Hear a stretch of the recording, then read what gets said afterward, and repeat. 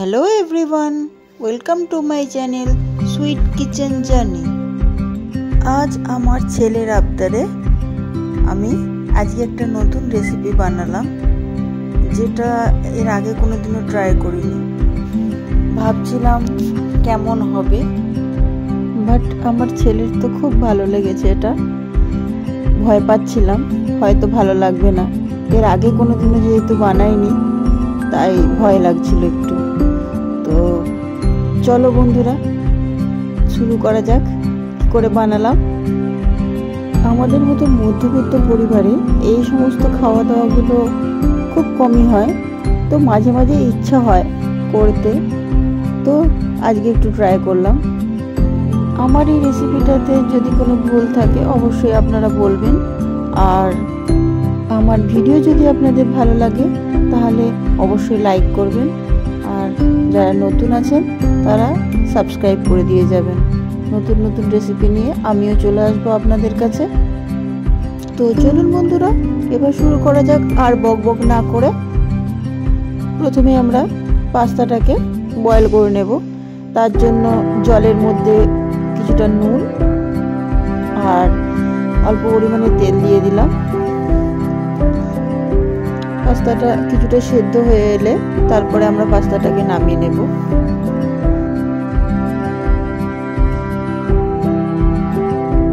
পাস্তাটা খুব নরম করব না, 80% পর্যন্ত সিদ্ধ করব, তারপর নামিয়ে নেব। নামিয়ে নেওয়ার পর পাস্তাটা হালকা করে ঠান্ডা জল দিয়ে দেব যাতে পাস্তাটা নরম না হয়ে যায়। এরপরে তৈরি করে নেব হোয়াইট সস।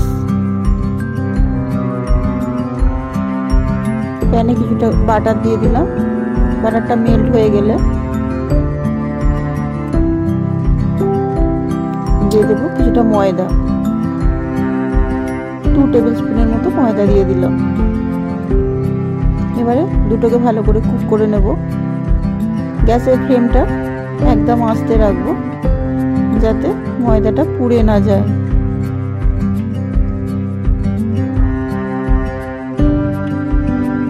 বাটার আর ময়দাটা কুক হয়ে এসছে। এবারে দিয়ে দেব 1 কাপের মতো দুধ। এবারে দুধ আর এই ময়দাটা ভালো করে মিশিয়ে নেব, মানে একটুও ডালা ডালা না থাকে।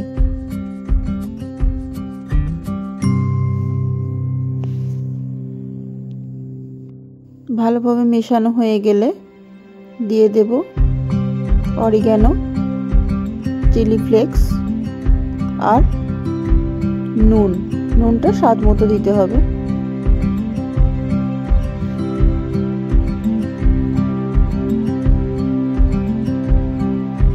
এরপর দিয়ে দেব গোলমরিচ গুঁড়ো। বাস তৈরি হয়ে গেল হোয়াইট সস। এরপর সবজিগুলো ভেজে নেব। কড়াই দিয়ে দিলাম রসুন, গ্রেট করে রাখা রসুন। এরপর দেব পেঁয়াজ। রসুন আর পেঁয়াজটা খুব লাল করে ভাজবো না, হালকা একটু ভাজা হলেই গাজর দিয়ে দিলাম।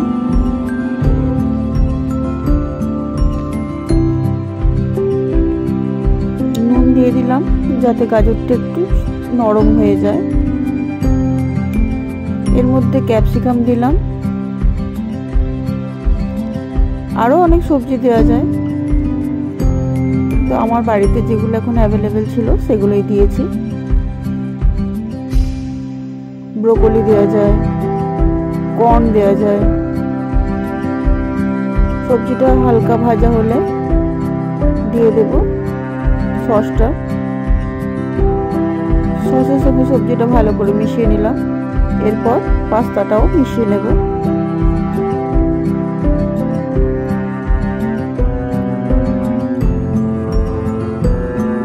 আর একটু দুধ দিয়ে দিলাম যাতে পাস্তাটা একটু ভালোভাবে মিশানো যায় সসের সঙ্গে।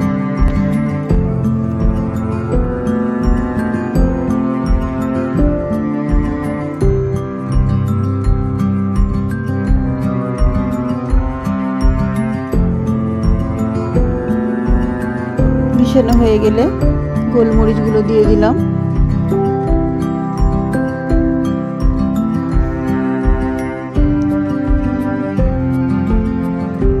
শেষে দিয়ে দেবো স্লাইস করা চিজের স্লাইসটা টুকরো টুকরো করে দিয়ে দিলাম যাতে ভালোভাবে মিশে যায় পাস্তার সঙ্গে, খুব তাড়াতাড়ি মেল্ট হয়ে যায়।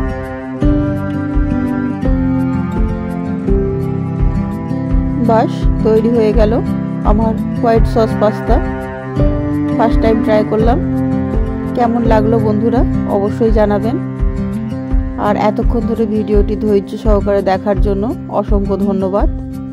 তো আজ এই পর্যন্তই, আবার দেখা হবে নেক্সট ভিডিওতে। টাটা।